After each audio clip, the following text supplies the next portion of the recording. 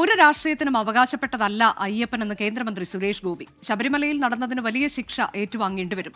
ചെമ്പ് സ്വർണ്ണ രസതന്ത്രം വലിയ മാറ്റമാണ് കേരളത്തിൽ ഉണ്ടാക്കാൻ പോകുന്നതെന്നും സുരേഷ് ഗോപി പറഞ്ഞു. പാലക്കാട് അകത്തേത്തറ ചത്തുമുത്തിക്കാവിൽ നടന്ന കലുങ്കു സംവാദത്തിലാണ് പരാമർശം. ഇതൊരു രാഷ്ട്രീയത്തിനും അവകാശപ്പെട്ടതല്ല അയ്യപ്പൻ. മലയാളി കുടുംബങ്ങളുടെ വില്ലെഴുതി പതിച്ച് കിട്ടാത്ത കോൺസെപ്ച്വൽ സ്പിരിച്വൽ സ്വത്താണ് ശബരിമല. ഇതിന് വലിയ ശിക്ഷ അവരെ ഏറ്റുവാങ്ങേണ്ടി വരും. എല്ലാവരും ഉണ്ട് അതിനകത്ത്. ചെമ്പ് സ്വർണ്ണ രസതന്ത്രം വലിയ ശുദ്ധീകരണമാണ് കേരളത്തിൽ നടത്താൻ പോകുന്നത്. അതിന് തയ്യാറെടുപ്പ് നടന്നുകൊണ്ടിരിക്കുമ്പോൾ ഹിന്ദു വിശ്വാസികളെന്നല്ല, എല്ലാ മതവിശ്വാസികൾക്കും ജാഗരൂകത.